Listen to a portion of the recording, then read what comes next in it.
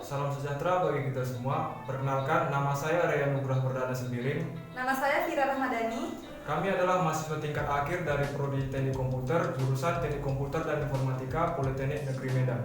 Kami akan membahas proyek tugas akhir kami yang berjudul Rancang Bangun Mesin Antrian Otomatis menggunakan printer thermal berbasis node MCU ESP8266.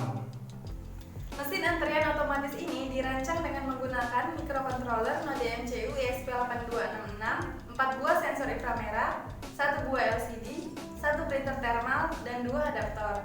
Pada mesin antrian otomatis ini, untuk mencetak tiket antrian dilakukan dengan memberikan gerakan sapuan tangan atau swipe terhadap sensor-sensor inframerah. Jika arah gerakan sapuan tangan atau swipe dideteksi oleh keempat sensor dari kiri ke kanan, maka akan tercetak tiket antrian untuk layanan CS. Begitupun sebaliknya, jika arah gerakan sapuan tangan atau swipe dideteksi oleh keempat sensor inframerah dari kanan ke kiri, maka akan tercetak tiket antrian untuk layanan teller. Sistem yang kami rancang juga memiliki sebuah aplikasi web, di mana aplikasi web ini gunanya nanti untuk mengatur konfigurasi dari mesin antrian.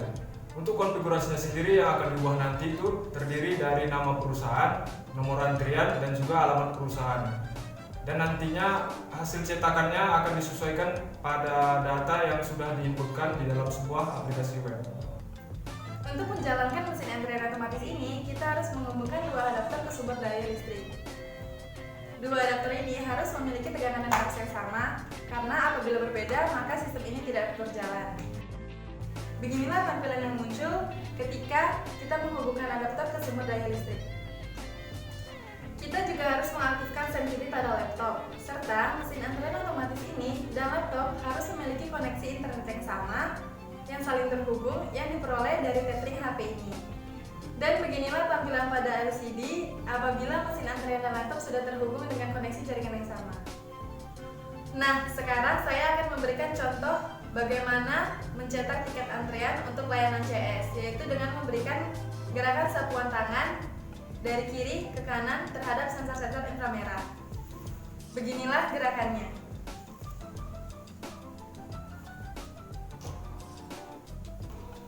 Nah, LCD akan menampilkan informasi bahwa kita sedang mencetak antrean untuk layanan CS.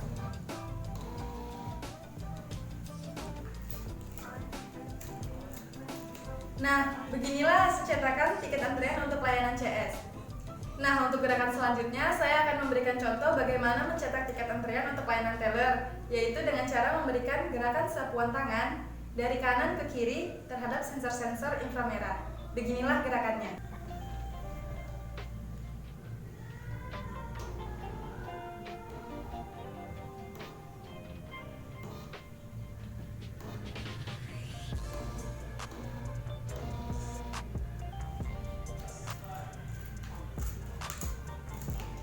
Nah, inilah hasil cetakan tiket antrian untuk layanan teller.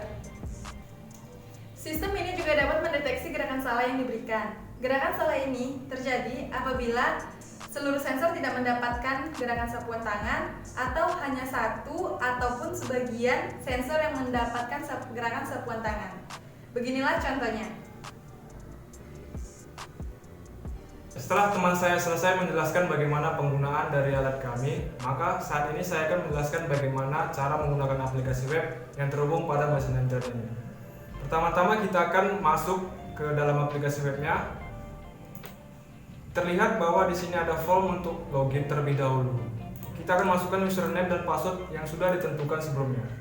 Kemudian dapat terlihat informasi mengenai nomor antrian yang sedang berjalan pada mesin antrian. Bisa dilihat di layar, ini adalah nomor antrian CS dan juga tanggal kapan dicetaknya nomor antrian ini. Juga di sampingnya terdapat nomor antrian teller beserta tanggal kapan nomor antrian teller ini dicetak. Nah, untuk menu yang tersedia pada aplikasi web ini terdapat 3 menu utama, yaitu update antrian, info perusahaan, dan juga tabel user. Untuk menu yang pertama ini berfungsi untuk mengatur atau memperbarui nomor antrian yang sedang berjalan. Kita akan mencoba untuk memperbarui nomor antrian yang sedang berjalan sekarang ini. Caranya kita masuk ke dalam menu update antrian, Kemudian terlihat di sini informasi nomor antrian terakhir dan juga tanggal kapan dicetaknya nomor antrian ini. Bisa dilihat ini adalah nomor antrian CS dan juga ini nomor antrian teller. Kemudian kita akan mengupdate-nya atau memperbarui nomor antrian ini dengan cara mengklik tombol ini. Di sini kita akan coba mengganti nomor antrian CS dengan 12 dan juga nomor antrian teller 13. Setelah itu kita akan menekan tombol update ini untuk memastikan nomor antrian sudah diperbarui pada mesin antrian. Nah, sekarang sudah terlihat ada pemberitahuan bahwa nomor antrian sudah diperbarui. Begitu juga pada LCD di mesin antrian terdapat informasi bahwa terjadi pembaruan nomor antrian. Setelah itu kita masuk kepada menu info perusahaan. Fungsi menu ini untuk memperbarui profil dari perusahaan yang dicetak pada tiket antrian. Dan pada halaman ini kita lihat ada informasi nama perusahaan dan juga alamat perusahaan. Bisa lihat tampilannya pada layar seperti inilah nama perusahaan sekarang dan juga alamat perusahaannya. Kemudian kita akan mengubah profil perusahaan ini dengan cara menekan tombol ubah. Di sini terdapat form untuk menginputkan data info perusahaan yang ingin kita perbarui. Kita akan memperbaruinya dengan cara mengganti nama perusahaan menjadi Bank Mandiri dan juga mengganti alamat perusahaannya menjadi seperti yang tampak pada layar. Setelah selesai memberikan data yang ingin diubah, kita akan menekan tombol update untuk memperbarui data dari info perusahaan ini. Maka setelah kita menekan tombol update, terdapat pemberitahuan bahwa profil perusahaan berhasil diperbarui. Begitu juga pada tampilan LCD di alat, yaitu di mesin antrian, terdapat pemberitahuan bahwa konfigurasi mesin antrian telah diperbarui. Dan yang terakhir, menu yang dimiliki aplikasi web ini adalah menu tabel user yang berguna untuk melihat user yang bisa mengakses aplikasi web ini. Kita bisa menambah, mengedit, menghapus data dari user yang bisa mengakses aplikasi web ini. Kita akan mencoba menambah data tabel user pengguna baru.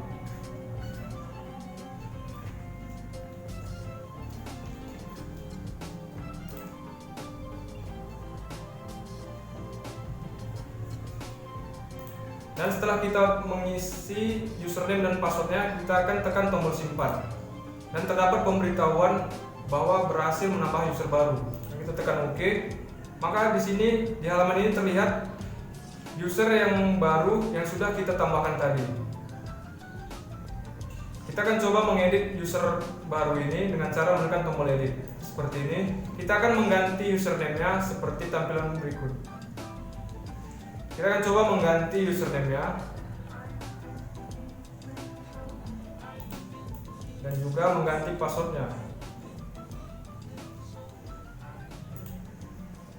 Setelah kita menekan tombol update, maka akan muncul pemberitahuan data user berhasil diperbarui. Dan bisa terlihat ini adalah pembaruan data user yang kita ubah tadi. Kemudian kita akan menghapus salah satu data user ini. Dan untuk menghapusnya, kita akan menekan tombol hapus. Dan setelah itu akan muncul pemberitahuan data berhasil dihapus. Dan bisa dilihat pada halaman ini, username dan password dari data pengguna baru tadi sudah berhasil dihapus. Untuk membuktikan apakah data yang diubah dari aplikasi web telah diperbarui, yaitu data nama perusahaan, nomor antrian, dan juga alamat perusahaan, saya akan memberikan gerakan untuk mencetak nomor antrian CS. Dan beginilah gerakannya.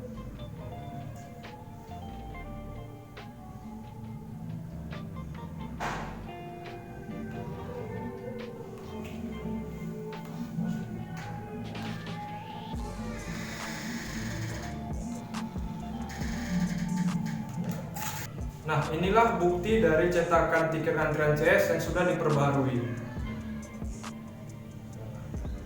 Berikutnya, saya akan memberikan gerakan untuk mencetak antrian teller. untuk membuktikan apakah data sudah diperbarui pada nomor antrian teller. Dan beginilah contoh gerakannya.